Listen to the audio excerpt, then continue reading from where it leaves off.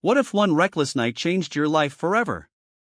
Paula Anderson, a beautiful, principled young woman, always stood her ground, refusing to give herself to any man before marriage. But one night, everything changed. She gave herself to a stranger, and the consequences would haunt her. Curious? Stay with us on Dark Voices to uncover this gripping tale. Paula Anderson was a beautiful, yet simple young woman, but her boyfriends always ended up leaving her for the same reason: she refused to give herself to them. One night, however, changed her life forever. She gave herself to a man she didn't even know, and she got pregnant by him. She felt an overwhelming sense of regret afterward because she never saw that man again. He simply drove away in his fancy car. Can you imagine waking up to find the stranger you trusted gone, leaving you with nothing but questions? Keep watching Dark Voices to see how Paula's story unfolds. Together with her boyfriend, Ryan Carter, Paula was picked up from her house so they could go out on a date. It was their second-year anniversary. Ryan brought her to a high-end hotel in Chicago. "What are we doing here, Ryan?" "I thought we were going to a restaurant," Paula asked, unable to contain her surprise when they turned into the driveway of a well-known hotel in the city. "I have a surprise for you, come on," Ryan said. He got out of the car and went around to the other side to open the door for Paula. She couldn't do anything except go along with him. She got out of the car, and they went up to the reception area, where Ryan retrieved a key. Paula assumed he had made a reservation. They rode the elevator to the 5th floor, where the room was located. Paula started feeling excited, imagining that her boyfriend might have planned something wonderful for her. When they walked into the room, though, Paula was terribly disappointed. She didn't see anything special: no balloons, no roses, nothing like what she had pictured. "Why are we here, Ryan?" Paula asked, bewildered, turning to see him lock the door. "Where's the surprise you were talking about?" she asked, her forehead creasing in confusion. Without warning, he pushed her onto the bed and got on top of her. "This is my surprise, Paula," Ryan said, immediately covering her neck with forceful kisses. "Ryan, what are you doing?" Paula exclaimed, trying to shove her boyfriend away, turning her neck to keep his lips off her. But Ryan was strong and wouldn't stop, leaving Paula struggling to dodge him. "You'll like what we're going to do, Paula," he said, grabbing her breast with one hand while continuing to kiss her neck. "Stop it, Ryan. What's gotten into you?" Paula cried angrily. She mustered all her strength and pushed Ryan away. He paused and moved back from her for a moment, but she was shocked when he suddenly ripped off his button-up shirt. Paula scrambled up from the bed, her heart racing at what her boyfriend might be planning. But Ryan quickly seized her arm and pinned her back down on the mattress. "Ryan, what are you doing?" Paula pleaded. "Paula, I love you. Why won't you let me do this? We've been together for 2 years now. Why won't you give yourself to me? Don't we love each other?" Ryan said, then started kissing her neck again. "Ryan, stop." Paula insisted, pushing him off once more and sitting up. "Yes, I love you, but I need you to respect what I want. How many times do I have to tell you I don't want to have premarital sex?" she said firmly. "If you really love me, Paula, you'll give yourself to me. Damn it, we've been dating for 2 whole years, and my friends are mocking me because you're so uptight. All I've ever done with you is kiss. If you really love me, prove it, Paula," Ryan said, pointing at the bed. "So that's your reason for doing this to me? Because your friends are teasing you? You've forgotten how to respect me, Ryan," Paula shouted back. "You're being way too uptight. You're not the Virgin Mary. Look how you dress, you're practically half naked, yet you won't let me touch you. You act like some kind of saint, but I know you're going to give in to what I'm about to do," Ryan retorted, yanking Paula toward him and kissing her roughly.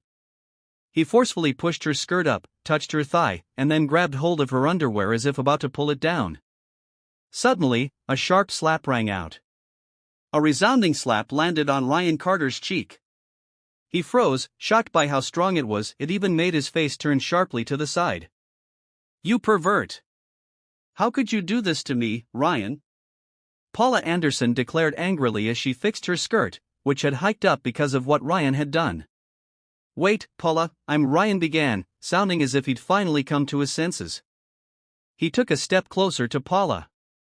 "Don't!" Paula warned, holding out her hand to keep him away. "From now on, we're finished. I'm going to forget this ever happened.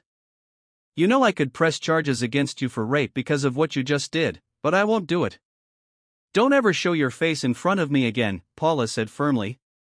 She quickly grabbed her bag and stormed out the door. She couldn't believe the man who once treated her with such respect would try to take advantage of her so suddenly. It wasn't even the first time this had happened to her. 3 previous boyfriends had all ended the same way, pressuring her to give up her body. This time, she had really thought she had found a man who would respect her decision not to engage in premarital sex, but she had been wrong. Ryan turned out to be just like her other exes, only interested in one thing. Feeling deeply hurt, Paula left the hotel. She couldn't even cry anymore. She was tired of shedding tears over the same reason again and again. Lost in thought, Paula found herself walking to a nearby bar. She decided to get drunk and forget everything that had just happened. This was how things usually went in her relationships. She always got left behind because she wouldn't give up her virtue. She wouldn't call herself conservative or a saint, and she definitely dressed according to modern styles. She wasn't trying to be coy or prudish. She simply believed in preserving herself for the man she would eventually marry. She had grown up holding that belief, and even though times had changed, she refused to abandon her principle that she would only give herself to her rightful husband.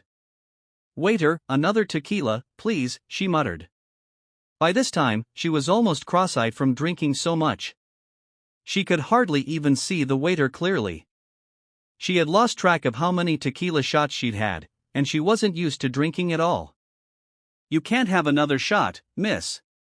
You're way too drunk," said a male voice. He took the seat beside Paula at the bar and gestured to the bartender not to serve her any more alcohol. "Why? Who are you to tell me that? Are you my boyfriend or something?" Paula snapped, turning to look at the man, even though his face was already blurry to her. "No, I'm not, but I can be," the man answered with a smirk, letting out a soft laugh. "You're ridiculous," Paula said, and that made him laugh out loud. "Where are your friends? You shouldn't be alone in this kind of state." "Looks like you won't be able to walk straight if you stand up," the man remarked. "I can take care of myself." Look, I can still walk in a straight line," Paula insisted, rising from the bar stool. But within a second or two, she nearly toppled over. The man caught her, already anticipating that she might stumble. Paula's face ended up pressed against his chest, and she quickly pulled away. "I'm fine, okay," Paula said, shrugging his arm off, but he grabbed her again when she nearly collapsed once more. "Where are your friends?" "I'll take you to them," the man said. "I don't have any friends with me. Do you see anyone here?" Paula shot back, forcing herself to sit back down on the stool. He stood close in case she fell again. "Let me just take you home." "Where do you live?" he asked. He wasn't sure why he was offering to help a woman he had just met, but he knew one thing: he was captivated by her beauty. He'd been observing her from afar for a while. "To your house," Paula replied. She herself didn't understand why she said that. "What?" the man asked, confused. "Take me to your house," Paula repeated. She had no idea where she got the nerve to say that, but at this point, she simply didn't care what might happen. "Do you want to come with me to my place?" the man asked again. "Sure, let's go," Paula said without hesitation. Before long, the man was guiding Paula toward the elevator. He wrapped an arm around her waist as she staggered. They headed up to the penthouse. He actually owned the entire building, with a bar on the first floor and rented out the other spaces for various business ventures. He brought Paula inside his apartment, and she didn't resist. Once there, he sat her down on the bed, but she collapsed onto it completely, feeling her eyes begin to shut. "Do you want something to eat? Coffee? Tell me what you want," he offered. Paula Anderson lay on the bed, her vision blurred and her words slurred from too many drinks. The man beside her asked, "What do you want from me?" "I want you," Paula said, as if it were no big deal. She hardly seemed aware of what she was saying, likely the effect of the alcohol. "What do you want in me?" the man repeated. He sat on the edge of the bed, aligning his face with Paula's, who was already stretched out. "I can't see you clearly, but you look handsome enough," Paula replied, and the man laughed softly. "Of course I am. You might even drool when you see me once you're sober," he said with a teasing grin. "What, do you think I'm a rabid dog?" Paula retorted, laughing as well. "No, you look like a goddess." "You're so beautiful," the man said gently. He reached out and stroked her jet black hair, which had a slight wave to it. "Thanks, but I've known that for a while," Paula answered, sounding cocky, and let out another laugh. "Why are you drinking yourself into oblivion?" "What's your problem?" the man asked. His question made Paula pause mid-laugh. "I left my boyfriend because he kept pressuring me to give him my virginity," Paula answered casually. "Best decision," the man replied. "I don't know why guys only ever seem to want my body. Isn't it possible to love without sex?" Paula asked, chuckling, but the man could sense the bitterness behind every word she spoke. "Well, it's the trend these days," he commented. "So, you like sex too?" Paula asked. "No," the man answered, though he was unmistakably captivated by Paula's beauty, which he'd been noticing from across the bar. "Really?" Paula asked, then lowered the strap of her dress. The man's eyes landed on her bra, now exposed. "What are you doing?" he asked. "What a stupid question," Paula murmured before pulling him in for a kiss. She didn't even know the man's name. Alcohol was making her bold. This was unlike any feeling she'd ever had, even with her ex, Ryan Carter. She had never felt this spark. It was as if she was ready to surrender her virginity to this complete stranger. The man pulled off his shirt, then slipped off her bra without hesitation, seizing the blessings right in front of him. Every touch and caress from the stranger seemed to set Paula's body on fire. Their kisses deepened, filled with passion and possessiveness. His lips moved from her mouth to the base of her ear, sending what felt like 1,000 volts of electricity racing through her. They were both aching with desire and couldn't wait any longer. In that moment, their eyes seemed to communicate wordlessly. Then, slowly, he took possession of her. Even though his approach was gentle, she still winced at the pain she felt. "Are you really a virgin?" the man asked, noticing her discomfort. Paula nodded slowly, eyes squeezed shut, enduring the pain of what was happening to her. Realizing she truly was a virgin, he took extra care in each movement until the pain gradually receded, and an indescribable sensation took its place. Paula didn't know how she was able to give herself to a man whose name she didn't even know, whose face she could barely see. Yet here she was, surrendering herself to a man she'd just met instead of to the boyfriend she'd spent 2 years of her life with. When they finished, the man lay beside her. She nestled her head against his chest, and he grinned, hugging her tighter. This man was Prince Mackenzie Giron Wilford, a strikingly handsome individual who was the object of obsession for nearly every woman he encountered. He had left his homeland, Monero, 5 years ago, a kingdom he was destined to rule one day. He had abandoned everything there, including the woman he had loved with all his heart. She was the reason he'd wanted to run far away. 5 years had passed, and everything had changed. The once good boy had become a daring, hot, and popular guy around town. The princely virtues he once embodied had vanished, replaced by a man who loved to play and to hurt. Yet, for reasons he couldn't explain, this was the first time in a long while that a woman had truly caught his eye, because she resembled Ari, the woman he had loved most. "Hey, Paula, why don't you just wait for me? I have to go into the office this Saturday." "I'm ticked off because my co-worker bailed on me," said Clara Johnson, Paula's friend who worked as a secretary at a company. "It's fine, I can manage on my own," Paula replied. The two of them were having breakfast. Paula was currently living with Clara, her best friend since high school. Clara owned her own house, a gift from her grandfather. She was a member of the prominent Del Fuo family, well known in the town of St. Ildefonso. Paula Anderson came from a family that lived a comfortable, yet modest life. They weren't wealthy, but they weren't destitute either. On the other hand, her friend Clara Johnson belonged to a well-off family. How can you say you'll be okay on your own when you can't even reach your own feet because your belly's so huge? Besides, you're due any day now. Just wait for me, Clara insisted. What does my ability to touch my feet have to do with anything? Paula asked, eyebrows knit in confusion. And anyway, Clara, the OBGYN clinic is just one quick taxi ride away, and I'll be coming straight back, she reasoned. Clara sighed. Fine, but if only you knew who your baby's father was. I'm still furious at that jerk. He does his thing and then up and leaves you, Clara said through gritted teeth. Oh, Clara, enough already. Let's not talk about that man anymore. And if you're about to ask me if I remember his face, no, I don't. All I remember is, well, his, Paula retorted with a teasing grin. Anyway, hurry up and go. You'll be late. If your dragon of a boss yells at you again, you'll be in a bad mood. You're so crazy sometimes, Clara shot back, rolling her eyes. Anyway, text me when you get to your OB and also when you get home. You might suddenly go into labor on the way. Put my number on speed dial, got it? It's already on speed dial, Paula answered. Clara came over and gave her a quick cheek-to-cheek kiss. All right, I'm off.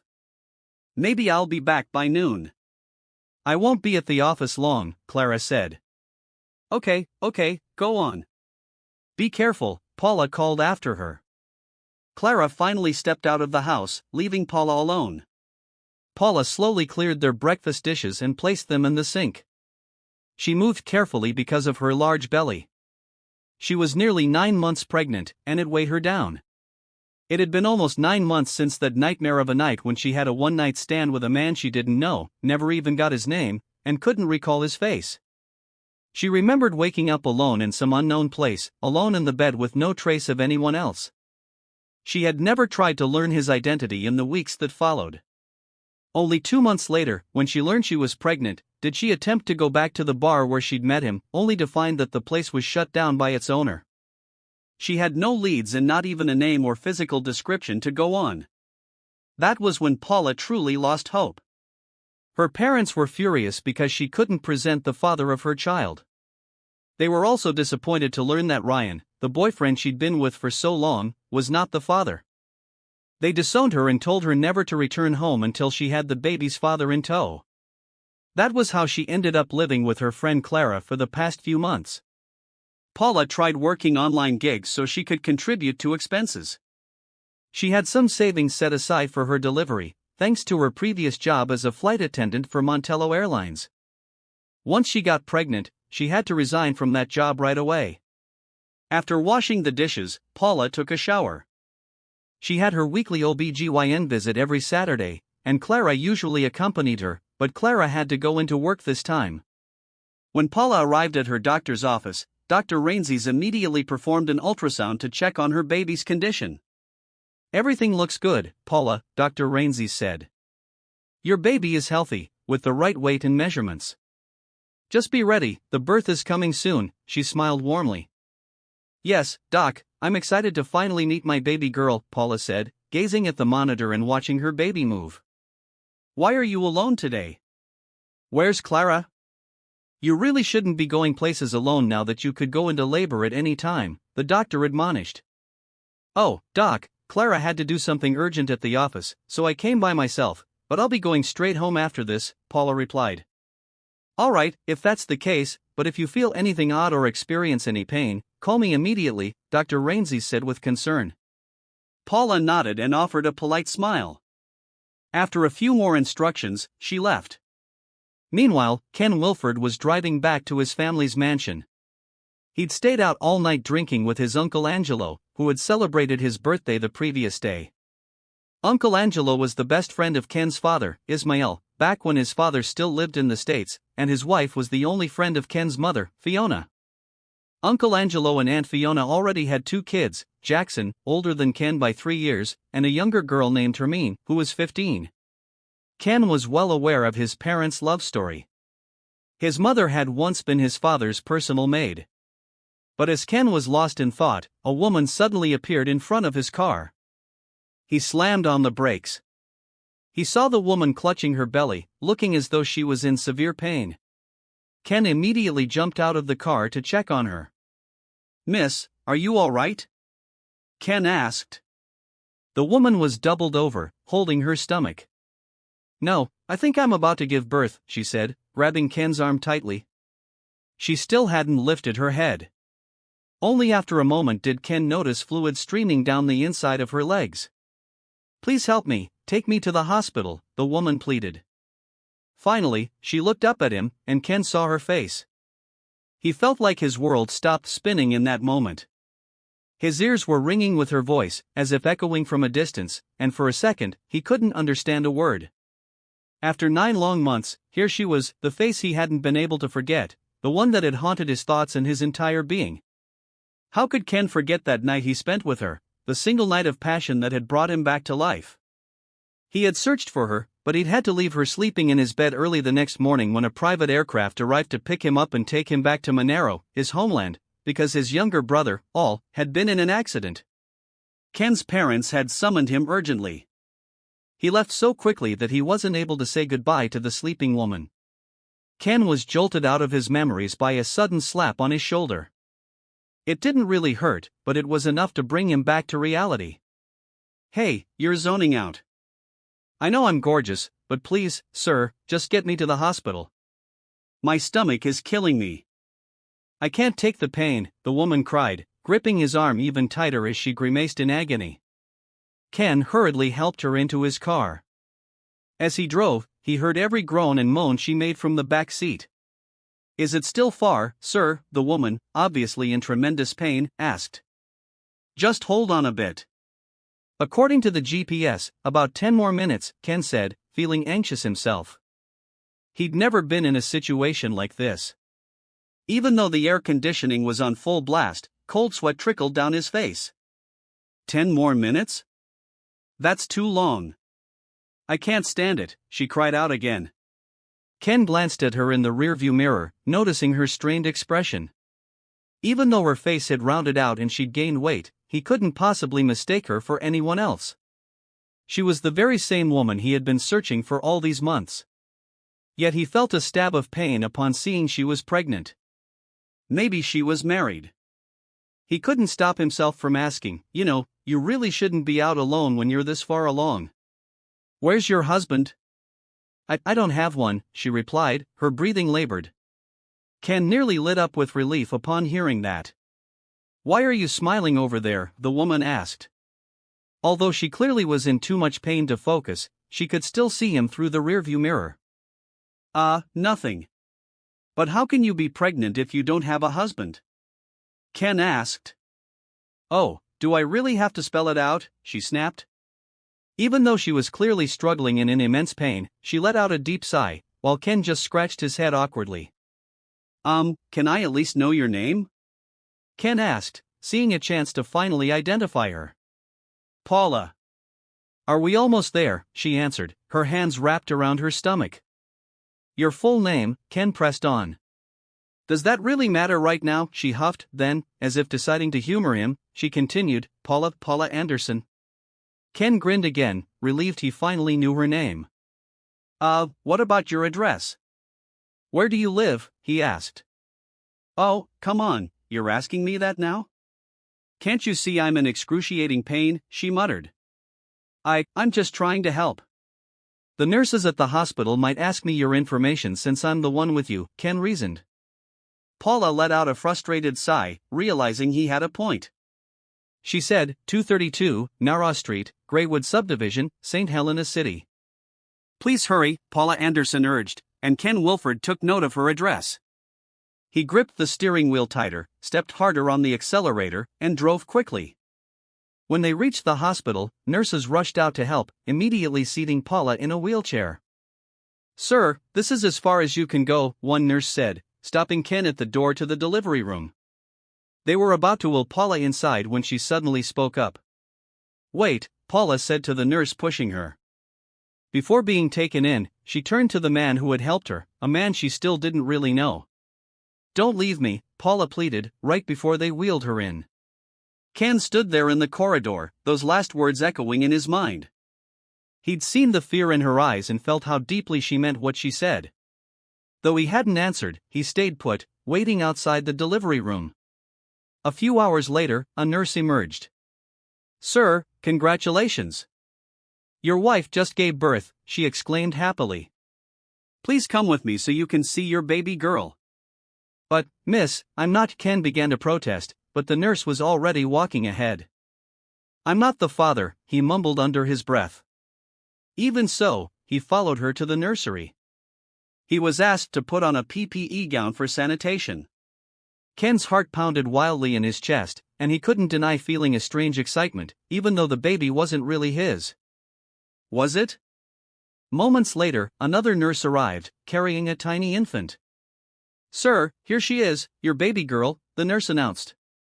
"Do you want to hold her?" She offered the infant to him. Miss, I'm not really sure," Ken stammered, but before he could continue, the nurse gently placed the baby in his arms.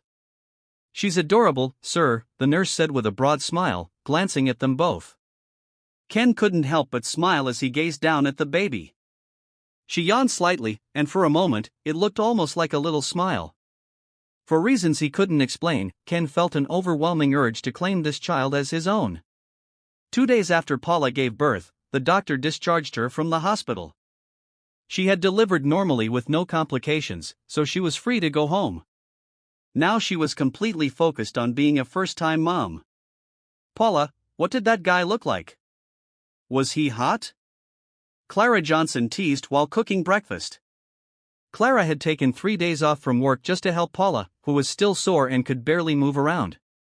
"Yes, he was handsome," Paula admitted, blushing a bit. She was referring to Ken, the man who'd brought her to the hospital. "Wow, you're so lucky. And he even paid your entire hospital bill. You'd only just met. That guy's something else. Maybe he has a thing for you." "I'm telling you, girl, you're beautiful," Clara teased. "I feel embarrassed. Truthfully, I want to find him and pay him back for the expenses. He ended up shelling out nearly 50 grand for my hospital bill, which is no small amount. I inconvenienced him that day, and I never even thanked him. Thank goodness the nurse gave me his name and address." "I plan on going to see him when I'm up to it," Paula explained. "That's right, you should go. And who knows, maybe you two are meant for each other," Clara joked, making a playful squeal on Paula's behalf. "You're insane," Paula replied, rolling her eyes. "No man's ever going to be interested in me. Why would anyone want a woman who's already, messed up?" Though she joked, there was a trace of bitterness in her voice. "Stop being so dramatic, Miss Anderson. Let's eat while Amara's still asleep," Clara said, referring to Paula's baby girl. They sat down together, chatting about Paula's birth experience. Clara's expressions grew more horrified the more details Paula revealed, which only made Paula laugh harder. Clara ended by declaring she'd never marry or have kids. "Men are all the same. They want the fun part but have the audacity to hurt our feelings. They have no idea how hard it is for women to go through all this. They should be cherishing us like queens," Clara ranted with feeling. Paula just laughed at her friend's passionate outburst. A week later, Ken still couldn't get that adorable baby girl off his mind, her sweet little face, the warmth of holding her. He felt a strange joy he couldn't explain.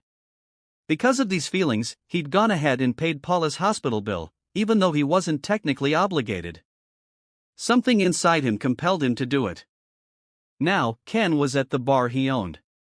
He'd opened it less than a year ago, yet it was already popular. Owning a bar had been a passion project. He loved to drink, but he also served as the general manager at KM Financial, where his uncle Angelo was now the acting director, a position once held by Ken's father, Ismael. "Dude, why not just introduce yourself to her?" Shello, Ken's friend and self-proclaimed ladies' man, suggested. "What's the harm? That would solve your problem." Ken sighed, taking a swig from his beer bottle. "Yeah, and what am I supposed to say?" "Hi, miss, I'm the guy you had a one-night stand with 9 months ago," he answered sarcastically. "You're so confusing," Shello retorted. "You spent months looking for this woman, but now that you found her again, you have no plan. You're all over the place, man. Ken gave a weak laugh and shook his head. I don't know, dude, he muttered, sipping his beer again. Hey, Ken, have you ever considered what I'm thinking? Shello asked, leaning in. Ken shot him a raised eyebrow. Quit looking at me like that, it's creepy. What are you thinking? Ken asked. Well, Shello said, grinning slightly, what if you're actually the baby's father? How I wish, Ken answered with a humorous chuckle. That's impossible. I used protection that night. Shello cackled. Condoms aren't 100% foolproof, buddy. Like Safeguard soap, 99.99% effectiveness, which means there's still that 0.01% chance it could happen, he said, giving Ken a nudge. Ken found himself laughing softly at his friend's ridiculous comparison. Enough, Shello, you're drunk. Go sleep it off, Ken mumbled. I'm serious, man, Shello said. Remember my friend Pau? He knocked up that nerdy girl he was casually fooling around with, even though he says he used protection. He was convinced someone else was the father till the baby was born, and a DNA test proved it was his. Boom, goodbye single life, Shello howled with laughter. He was forced to marry her because her dad threatened to bury him alive if he didn't. Later that night, Shello's booze-fueled stories all blurred into a dull roar in Ken's ears. Both men eventually crashed, thoroughly drunk. Nearly a month had passed since Paula gave birth. She just finished bathing her baby. Clara was already at work and wouldn't be back until late, so Paula was getting used to taking care of her child by herself. She was learning something new every day. The only thing that made her sad was that her parents still hadn't checked on her, even though she was sure they knew she'd given birth by now. It hurt, but she had no choice but to accept that she was truly on her own. She understood she had disappointed them gravely. Now, she was ready to head out for her baby's regular pediatric checkup. On the way, she planned to drop by Mackenzie Wilford's place. The nurse had given her the name and address of the man who had paid her hospital bill. It was on the route she'd be taking, so she figured she might as well go. She didn't want to be indebted to anyone, especially a virtual stranger, so she intended to return the $50,000 he'd spent and properly thank him. Paula took a taxi to the address on the paper. The pediatric visit was over. The doctor said her baby was doing fine and just needed some vitamins. Once she arrived at the street listed on the paper, the cab driver said, "Ma'am, this is the street you're looking for, based on the address you showed me." "All right, sir, please pull over." "I'll get out here," Paula replied. After paying, she got out and carefully placed her baby in a stroller she'd brought along. Baby Amara was fast asleep. As Paula walked, pushing the stroller, she looked around, feeling a strange sense of recognition. "Why does this place feel so familiar?" she muttered. Then, turning a corner, she realized why. "Wait, that's the bar I went to before." She glanced at a sign in the distance. Yes, it was the same bar from months ago. Lifting her gaze slightly, she spotted the building's large sign, 1 Avenue. Checking the address in her hand, she realized, so this is where he lives. She frowned, feeling a jolt of nerves. She walked up to the building's security desk, showed the guard the address, and he replied, "Yes, ma'am, that's here. Mr. Ken's penthouse is on the top floor. Just take the elevator up." "Oh, okay, thank you," Paula said, heart pounding. She couldn't be mistaken, this was definitely the same building she had walked out of that morning 9 months ago, after her one-night stand with the father of her child. "Oh, looks like Mr. Ken might be in trouble," the guard muttered under his breath, shaking his head as he watched Paula enter. "Guess his carefree days are over," he added with a wry grin. Paula's hands trembled as she pressed the button for the 25th floor, the top floor, also known as the penthouse. When the elevator doors opened, she was greeted by a massive mahogany door. She glanced around, the entire floor held just this single apartment. A large flower vase stood near the door. She remembered almost tripping over it when she left in a hurry all those months ago. Is he really my baby's father?" Paula whispered, gazing down at her sleeping child. "Does he even remember me? Is that why he paid our hospital bill?" Her mind raced with questions, and she covered her mouth, feeling overwhelmed. She stood there for several seconds, lost in thought, until suddenly, the door in front of her swung open. Out stepped the very man she was looking for. "You," Paula murmured in astonishment, eyes widening at the sight of Ken. He looked equally surprised to see her. Meanwhile, Ken was rushing to dress in his corporate attire. He had a board meeting that day, and as the general manager, he was required to present his monthly report. He had overslept because of last night's drinking session, and he knew his uncle Angelo would chew him out for being late. Gathering his car keys, Ken yanked the door open and nearly dropped everything when he saw Paula standing there with a baby stroller. For a few seconds, they just stared at each other. "You," Ken said, his mind reeling. "Ken," Paula muttered, almost stammering. "You're the guy from that night." "You're my child's father," Paula suddenly blurted out, the words tumbling out before she could stop them. Ken's eyes went wide at her statement. Paula stared intently at Ken's face, while a slow, faint smile crept across Ken's lips at her words. But before he could speak, Paula caught him off guard. "Rapist! You're a rapist," she yelled, swatting at Ken's chest. Ken was utterly confused by her sudden accusation.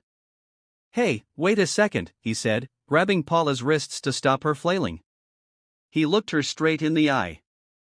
Paula froze, looking up at him with anger. "A rapist? How can you say that when you yourself told me that night I could have you from head to toe?" Ken shot back, not breaking eye contact. "I wasn't in my right mind. You took advantage of me.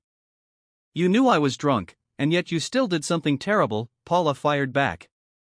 "Maybe you were drunk, Paula, but that night was different. You willingly surrendered yourself to me. I saw it in your eyes, you wanted it. You wanted that pleasure." "Admit it," Ken said firmly. Paula bit her lip, then yanked her arms free of his grasp, placing one hand against her forehead.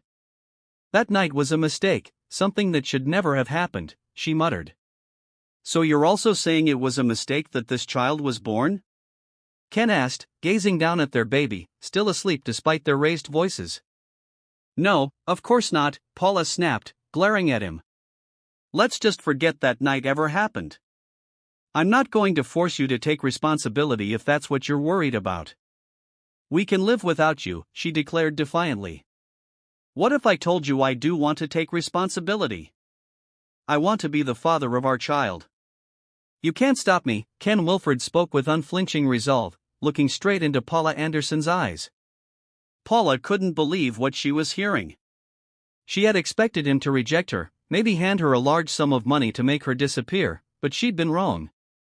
"The first time I saw you again after 9 months, Ken began, I thought I was going crazy because I never imagined I'd actually run into you again. I tried to look for you, but it was nearly impossible. I didn't even know your name. You have no idea how many times I almost lost my mind. I wanted to see you so badly, but we couldn't find a single clue about who or where you were." Paula swallowed hard. "But where were you that morning?" she challenged. "When I found out I was pregnant, I tried looking for you too, but how was I supposed to find someone whose face I couldn't even remember? It drove me insane. I had no idea what to do back then." "It's a long story, Paula," Ken said, "but if you'll let me explain, I'll tell you everything." Before Paula could respond, Ken's phone rang, cutting their conversation short. He pulled it from his suit pocket. It was his assistant calling. "Hello, Greg. I know. I can't come right now. Please tell Uncle Arthur I'm sorry, but this is more important than anything." "I can't leave," Ken said firmly, glancing at Paula as though silently telling her she was his top priority.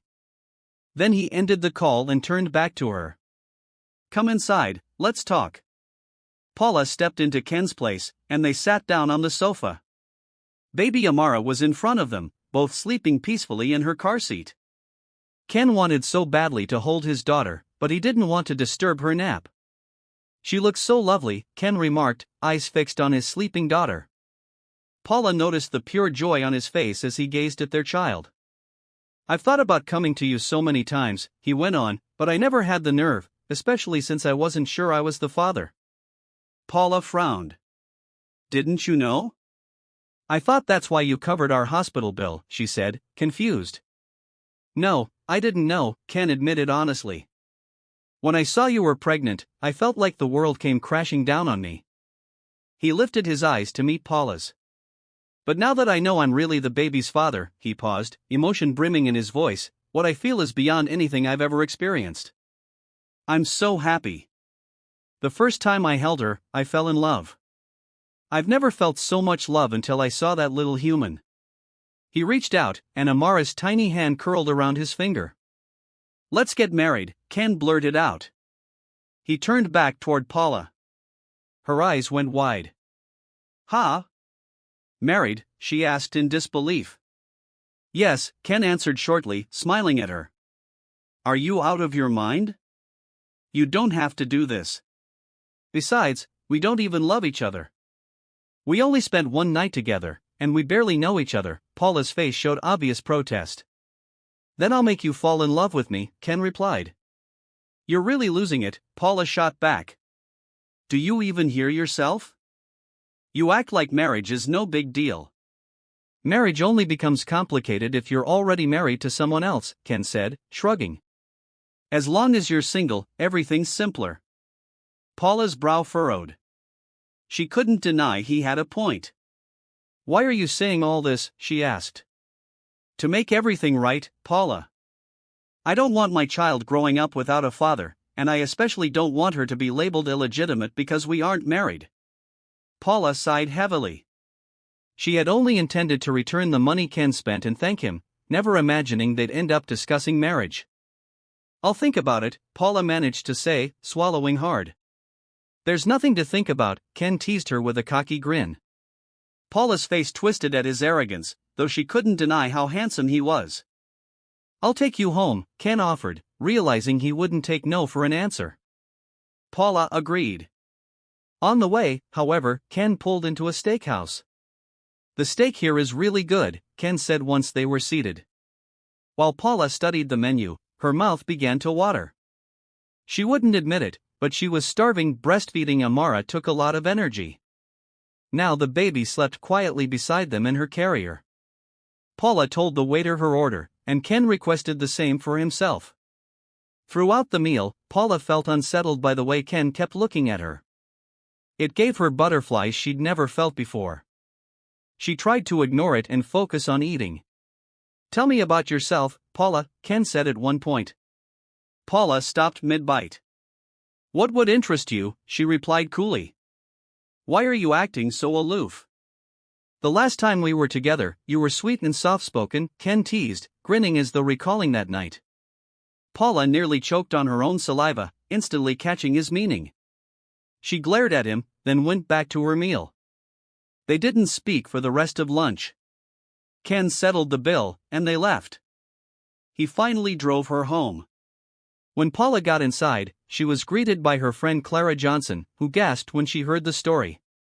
Are you telling me that Ken Wilford was the one who helped you at the hospital, and that he's also your baby's father, and now he wants to marry you? Oh my God, did you save an entire country in your past life or something? Talk about luck. Clara exclaimed dramatically. What's the big deal with that man that you're reacting like this? Paula asked, shaking her head. He's famous, handsome, and rich. He's not a celebrity, but he's all over social media. People say he might even be a prince, though no one's confirmed it. A prince? Seriously? What is this, a fairy tale? Paula chuckled. You're the silly one. Plenty of countries have kings and queens, so obviously there are princes too. Listen, Paula, I'm not trying to meddle, but you should accept Ken's proposal before he changes his mind, Clara teased. Paula groaned. I'm confused. Why does he want to marry me? He doesn't actually love me, so he's just tying himself to me for life because of Amara. I know he's only doing it because we share a child. It's not like there's any other reason. Don't jump to conclusions, Clara urged. No one's forcing him to marry you, so maybe he's just being a stand-up guy. Doesn't that make you happy? I guess, but it still bugs me. He did take advantage of me back then. He knew I was drunk, Paula said bitterly. Clara burst into laughter. He couldn't have done anything if you hadn't let him. You didn't resist him. You weren't forced or hurt. Maybe he just awakened something in you, Clara joked. Look at it this way, you're lucky enough that he's offering marriage and stepping up. Not everyone would. Think about your ex, Ryan, who only wanted to sleep with you, but here's Ken talking about marriage like it's no big deal. It's amazing. You should do it. That way, your parents might finally forgive you, and you won't be alone raising Amara. It's not easy to raise a child by yourself. Paula sighed heavily. She knew Clara had a point. A week went by, and Paula hadn't heard from Ken. She guessed he was giving her time to think about his marriage proposal. She slept in late one morning, around 9. She'd been napping whenever Amara napped so she wouldn't get too exhausted. The delicious aroma of cooking filled the house, surprising her. What's that smell? Someone's cooking, Paula muttered. It can't be Clara, she leaves early on Mondays. She tiptoed downstairs, holding a long stick she'd grabbed in case she needed to defend herself. When she reached the kitchen, she saw a man cooking with his back turned. Who are you? Paula demanded. Why are you in our house? The man slowly turned around, and Paula's eyes went wide. Oh, chill, honey, put down that stick, Ken said, smiling at her. Paula lowered her makeshift weapon, scowling.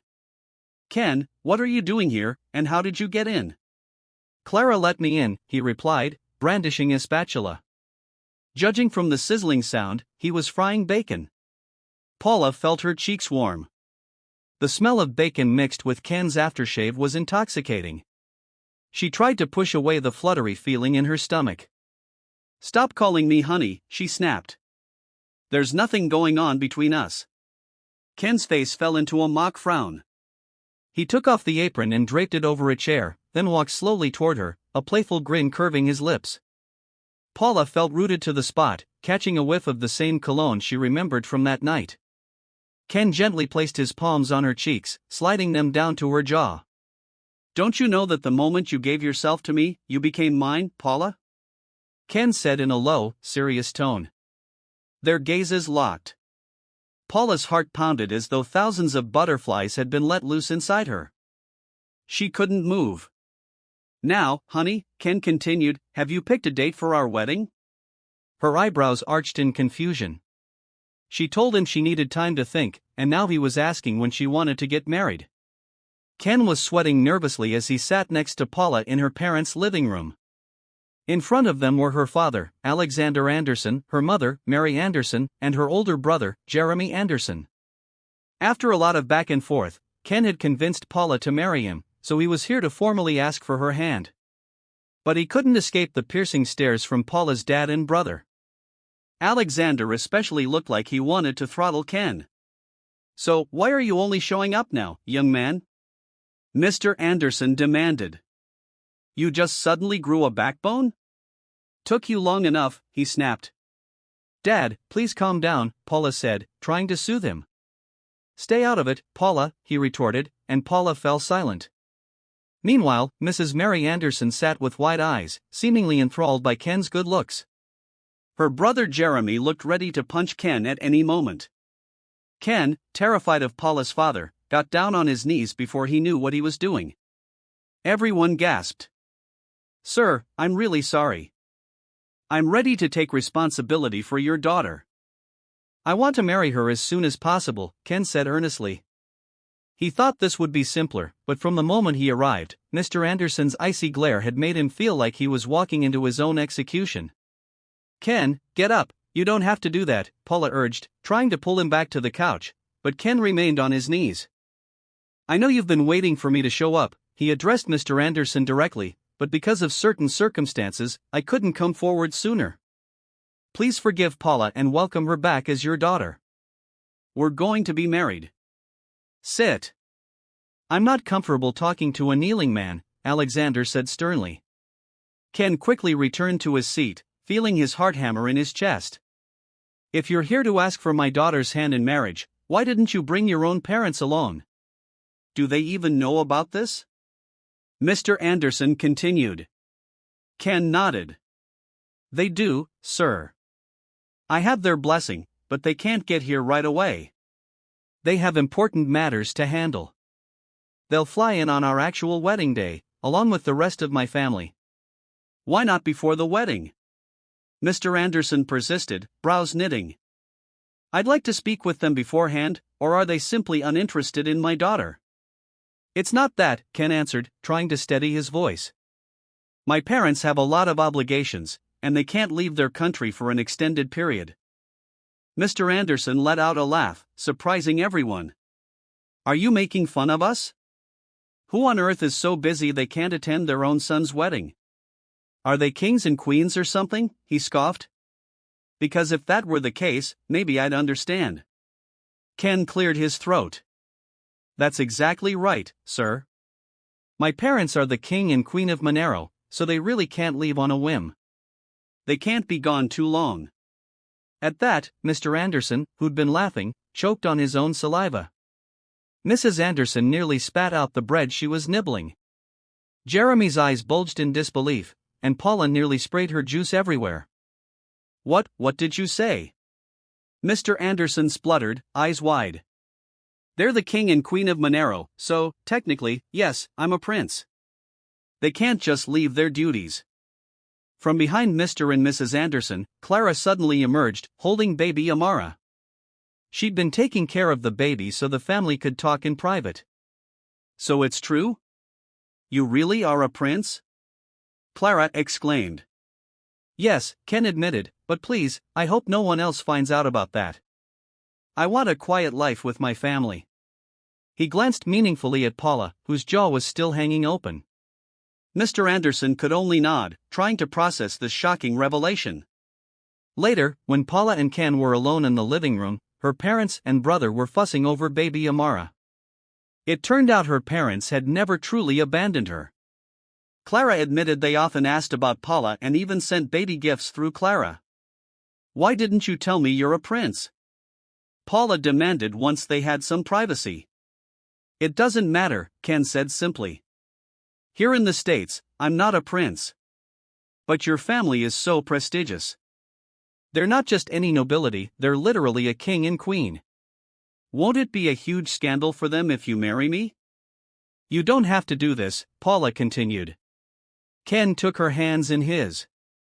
Yes, my parents weren't thrilled at first. My father, especially, was furious. But I have to be brave. We already have a child. I want to be both a responsible father and a husband to you. I'm willing to face my dad's anger for you too. The only thing I can't bear is losing you and Amara. Paula's chest tightened as Ken continued. I can give up the throne, but not you and Amara. She was touched and suddenly remembered Clara's joking theory that Ken might have fallen in love with her at first sight. The sincerity in his eyes now made Paula wonder if that might actually be true. Meanwhile, the Wilford family was in turmoil over Ken's announcement. His father, Isaac Wilford, was seething when he found out Ken had fathered a child in the States. Because of the strict traditions in Monero, having a child out of wedlock could prevent Ken from inheriting the throne. His mother, Agatha, was torn between her loyalty to her husband's royal expectations and her maternal love for Ken. But in the end, she supported her son and was excited to meet her grandchild. Isaac, however, remained grim and agitated. Despite the drama, a simple yet elegant garden wedding took place at the Wilford mansion. Only a few people attended, mostly Paula's friends and relatives, which made up the majority of the guests. On Ken's side, only his immediate family came, including a few close friends like Mr. Cruz, Mrs. Fable, cousin Rosita, and Ken's uncle Arthur's family. Paula looked stunning in her mermaid-cut wedding gown. Paula Wilford's wedding gown hugged her body so perfectly that the curve of her figure stood out even more. Meanwhile, Ken Wilford looked especially dashing in his dark blue suit. After the ceremony and their exchange of vows, Paula stepped forward to greet their guests as Mrs. Wilford for the very first time. Congratulations to both of you, said Agatha Wilford, smiling warmly at the newlyweds. She turned to Paula. Welcome to the Wilford family, Paula, she added, pulling her in for a brief hug. Thank you, Paula said shyly, smiling in return. She still wasn't quite sure how to address Ken's parents. After all, they were a king and queen, and it was also her first time meeting them in person that very day. Although Ismail Wilford, Ken's father, still looked rather irritable about his son's situation, he was polite enough when speaking to Paula's parents. They, in turn, had no clue how to interact naturally with an actual king. "I am Paula's father." "My name is Alejandro Anderson," Paula's father said, almost stumbling over his words. It felt like his tongue had tied itself in knots, meeting a monarch face to face. He extended his hand, and Ismail accepted it graciously. "Father of Mackenzie Wilford here, Ismail," Ken's father said. "It's a pleasure," he added, forcing a bit of a smile. Both families made introductions. Ismail presented his wife, Agatha, and their children, while Alejandro introduced his wife, Mary, and their son, Jericho. Meanwhile, Jericho couldn't take his eyes off Madison, Ken's younger sister, clearly smitten at first sight. On the other side, Ismail and Agatha were busy fussing over their adorable granddaughter, Amara, who was all dressed up with a small bow in her hair. Agatha carried the baby while Ismail babbled in baby talk, his earlier grouchiness melting away in front of his grandchild. When the reception ended, everyone headed to Uncle Angelo's beach resort in El Yon for an after-party. Ismail and Agatha volunteered to look after baby Amara, giving the newlyweds some time alone. Each family got its own bungalow-style house on the property. Inside the newlyweds' bungalow, Ken suddenly scooped Paula up in his arms in a bridal carry, startling her. "Hey, what are you doing?" "Put me down," she shrieked, kicking her feet. "And why would I?" Ken teased, smiling mischievously. He carried her straight to the bedroom and gently set her down on the bed. "Should we take a shower first?" he asked, wiggling his eyebrows suggestively. "What do you mean we?" "Shower by yourself," Paula retorted, arching a brow at him. Ken chuckled. "Why is everything I say wrong in your eyes?" "Why can't we shower together?" he persisted. "Never," Paula answered firmly. "What are you hiding from me?" "I've already seen everything from head to toe," Ken said with a sly grin, leaning closer. He placed both hands on the mattress on either side of her and looked at her lips, then into her eyes, from just a few inches away. "But if you really don't want to, I won't force you," he murmured, straightening up again in front of her. He began unbuttoning his polo shirt slowly, as if putting on a show. Paula stared, mesmerized by Ken's toned abs. Once he tossed aside his shirt, she almost drooled. She snapped out of her trance when she noticed he was unbuckling his belt, seemingly planning to take it all off. "Stop! Don't you dare go any further." "I'm warning you," Paula exclaimed, eyes wide. "Why?" Ken taunted. "Don't you want to see it again?" "Do you remember how you're so lewd?" she hissed, covering her ears with both hands. "Shut up, I'm not listening." "Paula, we're married." "Nothing's lewd if we both want it," Ken reminded her, clearly enjoying teasing his wife. He grinned wider at the sight of her flushed cheeks. That only encouraged him more. "I can't hear you," she shot back, crawling across the bed away from him and hiding under a blanket like a sulking child. Ken, still smirking, headed into the bathroom, closing the door behind him. From her place under the covers, Paula heard the water running. Ken stayed in there for about 30 minutes. She only emerged from the blankets when she heard the door open. Ken stepped out, clad in nothing but a towel around his waist. Quickly, she averted her gaze, spotting the playful grin on his face from the corner of her eye, likely noticing her sneaking a glance at his damp body.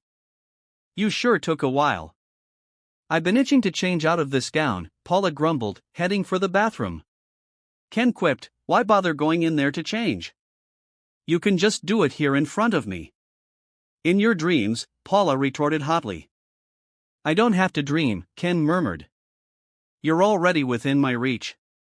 He grabbed hold of her, pulling her against him from behind and locking her in his arms so she could barely move. Paula froze in surprise. She felt Ken's warm lips press against the nape of her neck. Goosebumps raced up her skin at the sensation of his soft kisses. Ken's desire for his wife flared up. He traced kisses from her neck downward. Paula felt a flicker of heat course through her, shutting her eyes tight to fight off the feelings. She yanked herself free of Ken's arms and whirled to face him. You're just like all the others. You only want sex, she spat, accusingly, her emotions roiling inside. I never had just sex with you, Paula, Ken said quietly. The first time we were together, I made love to you. Remember that. And just like right now, I want you to feel my love again tonight. He reached for the back of her neck and kissed her. Paula couldn't deny she enjoyed the feeling of his lips on hers. Ken laid her down on the bed, continuing to shower her with gentle caresses. Even if she refused to admit it out loud, she sensed real affection in every touch. He didn't leave a single part of her body unloved. She couldn't be sure if it was genuine love, but she was certain of one thing: tonight, she let him claim her completely again. It seemed Paula was beginning to realize she felt something for Ken. But what would happen next in their relationship? Would she find out that she resembles Ken's former love, Ari? Paula couldn't deny she'd slept more soundly after they'd been intimate again. She woke up snugly wrapped in Ken's warm embrace, both of them without a stitch of clothing. Paula couldn't explain how she felt. Even if she wouldn't admit it, something inside her heart had changed regarding the man who was now her husband. Everything about their journey had happened so fast, like a blink of an eye. She hadn't truly gotten to know him yet. They'd only been together a few times. They hadn't shared years of courtship like most married couples. This wasn't the love story she dreamed of, but everything changed the night she gave herself to him. She kept her eyes closed, though she was awake. Soon, she felt Ken's arms tighten around her. He must be awake too. Good morning, my wife, Ken whispered, kissing her on the forehead. She realized he didn't know she was awake, so she just let him continue, pretending to stay asleep. He gently stroked her hair. Paula had never experienced this kind of tenderness before. She felt safe, cherished. Ken carefully moved his arm from under her head, then stood up. Paula regretted peeking because she caught a glimpse of his manhood, looking like it wanted to greet her good morning too. She watched Ken rummage in his suitcase for clothes. He hadn't changed at all the previous night. She kept sneaking little glances until she saw him approaching again. She quickly shut her eyes, feigning sleep. He leaned down, planted a kiss on her forehead, and then she heard the door open and close. As soon as he left, Paula squealed inwardly, rolling around on the bed, wrapping herself in the comforter like a burrito. Meanwhile, Ken nearly jumped out of his skin when he exited their room to find Madison waiting for him in the hallway. She stood with her arms and legs crossed, looking distinctly annoyed. Why are you here?" Ken asked his sister. Ever since he announced his marriage, he hadn't really talked with Madison in depth. He guessed she was there for a round of questions, possibly even a tongue-lashing. "Come on, big brother, let's talk," Madison demanded with an impatient scowl. She turned and headed outside, and Ken followed like an obedient puppy. On the terrace, Madison wasted no time. "Have you gone crazy?" she burst out. "What are you talking about?" Ken asked calmly, though he already suspected what she meant. "Your wife, Paula. She looks exactly like Ari. We were all shocked, believe me, Mom and Dad too, but we tried not to make it obvious. So what's your point in all this?" Madison asked, eyes boring into him. "Did you marry Paula only because she looks like Ari? Don't tell me you still haven't moved on. Sure, you have a child together, and you can be supportive to that child without having to rush into marriage. Did you just marry her because you're seeing Ari's face when you look at her? Because if that's the case, Paula is the one who's going to suffer." Ken said nothing, simply studying Madison with a serious expression. Unbeknownst to them, Paula was standing behind the door, eavesdropping. Her heart thundered in her chest, her knees weakening at every second that ticked by. She waited for Ken's reply, but seconds passed, and he still didn't speak, letting out only a deep sigh. That alone made Paula fear the worst, that she'd get hurt no matter what he said. Unable to bear it, she quietly slipped away. "So that's why he rushed into marrying me, because I remind him of Ari," Paula thought, feeling her heart shatter at the idea. Just when she thought she might be falling for Ken, this happened. She stayed in bed until midday, feigning sleep. Eventually, Ken returned, gently shaking her shoulder and urging her to eat lunch. Though she felt listless, she got up, not wanting to keep the family waiting at the table. Everyone enjoyed a pleasant lunch. Both families got along well. Ken's parents treated Paula's parents graciously, and they all chattered despite how different their worlds were. Madison seemed kind too, offering Paula warm smiles whenever their eyes met, sometimes even chatting briefly. Later, back in their room, Ken asked, "Are you all right? You've been so quiet. Your answers are always short." He sounded genuinely worried. "When are we leaving?" "I want to go home," Paula replied softly. She was packing their things, trying to avoid Ken. "We'll head back this afternoon," he explained. "I just wanted a few last-minute repairs done on our room at the mansion." "Why, are you not enjoying yourself here?" Ken asked. "I'm fine," she said curtly, folding more clothes. Ken frowned, noticing something was really off. He walked up behind her and wrapped his arms around her waist. Paula froze in place, inhaling sharply when Ken kissed the back of her neck. "Ken," she said, his name emerging as more of a protest. But when his hand slid upward toward her chest, that same heat swept through her again, nearly overpowering her. She forced herself to push him away. "That's enough," Paula murmured, stepping back and turning to face him. "Tell me the truth. Why did you really marry me?" Ken looked puzzled. "I've already told you. I wanted to take responsibility." "Why do you want to take responsibility?" Paula pushed. "Because we have a child. Because Amara needs you." "Of course she needs me," Ken said, visibly confused by Paula's sudden interrogation. "Is that the only reason, or is it because I look like Ari, the woman you once loved?" Paula asked, voice trembling with pent-up emotion. "We barely know each other, Ken, so why were you so certain about marrying me? Is it because you see Ari every time you look at me? Your sister said you haven't moved on. Did you only marry me because I happen to resemble her?" Paula held his gaze fiercely. I overheard you talking with Madison," she admitted, dropping her eyes. Ken gently lifted her chin so she'd meet his gaze again. "Did you hear how I answered her?" Paula shook her head. "No, I left because you took so long to speak. I didn't want to hear you say something that would hurt me." Ken exhaled heavily. "If you had stuck around, you would have heard me say that Ari is part of my past. Yes, you two look alike, but I didn't marry you for that reason at all.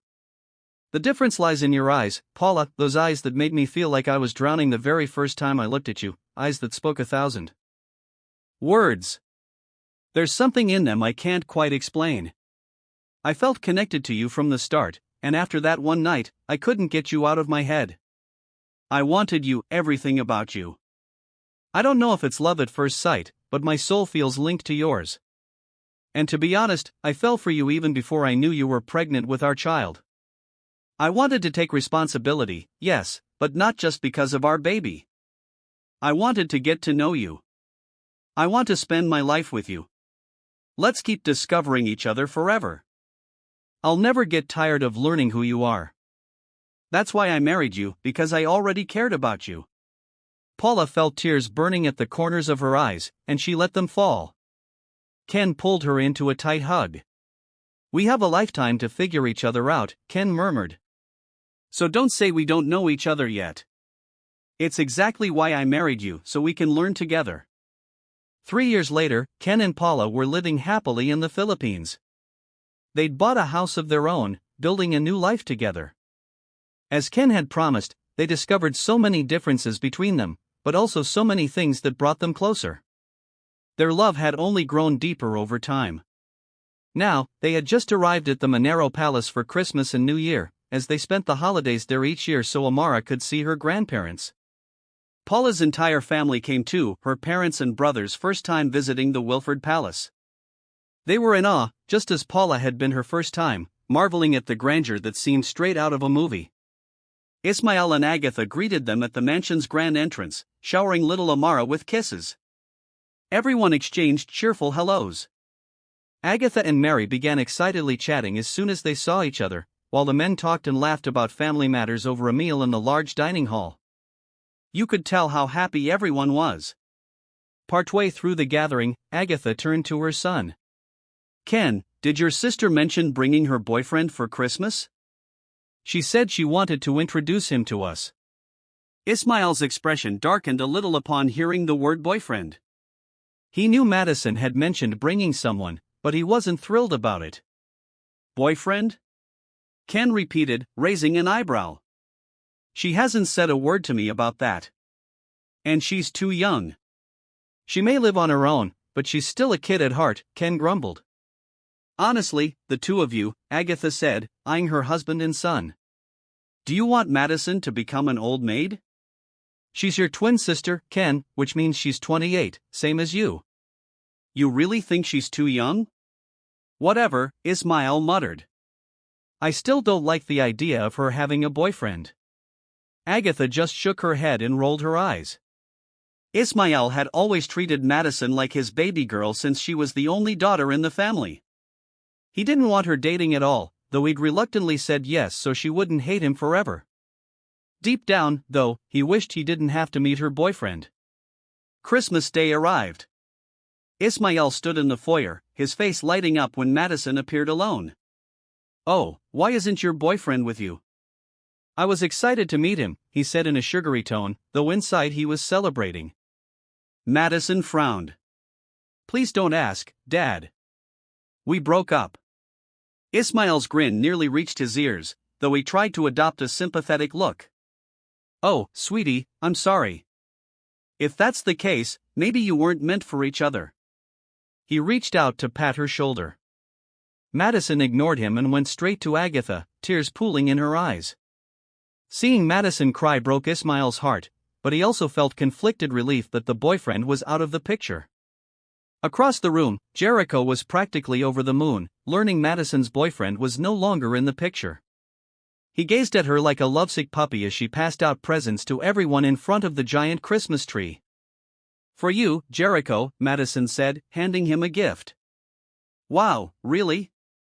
I get one too?" he asked. "Of course," Madison replied with a friendly smile, then moved on to give gifts to her parents. Jericho stared at her gift in hand, already daydreaming about the two of them getting married someday. Paula, too, gave out her gifts, saving Ken's for last. "Here you go," she said, presenting him with a small wrapped box. "Thank you, love," Ken murmured, leaning in for a quick kiss on the lips. "You're welcome. Go ahead, open it," Paula said. "Shoom, maybe there's a cockroach in here, and you're trying to prank me," Ken joked, smirking. "Idiot," Paula laughed. "Just open it. Everyone's watching, curious." Everyone leaned in as Ken tore off the wrapping paper. Inside was a small red box. He glanced at Paula, confused, then lifted the lid. "Don't tell me you're the one proposing to me this time. Are you that in love with me, wanting to marry me all over again?" Ken teased. "Oh, hush," Paula grinned. "Just open it and see." Ken looked around at their audience, then carefully opened the box. Inside was a positive pregnancy test and an ultrasound photo of a tiny baby. Everyone gasped, seeing what he was holding. Ken froze in place, staring in shock at the ultrasound, hardly able to believe it. Am I going to be a dad again?" Ken asked, looking at Paula in disbelief. "Yes, love, we're having baby number 2, Paula said, beaming. Ken let out a whoop of joy, scooping Paula into his arms and spinning her around, shouting for everyone to hear that he was going to be a father again. The entire family cheered at the news of another soon-to-be addition to the Anderson-Wilford clan. Time flew by, and before long, Paula gave birth not just to one baby, but to twin girls. She loved Ken deeply and equally so their children, and any future children they might have. If she looked back on the night they first met, she'd still choose to give herself to him. That one night led to an endless love and happiness she never expected. Thank you so much for following this story to the end on Dark Voices. And that concludes our tale. There's nothing more left to tell because our neighbors are already singing karaoke at full blast. Merry Christmas and Happy New Year, everyone, and we'll see each other next time, okay?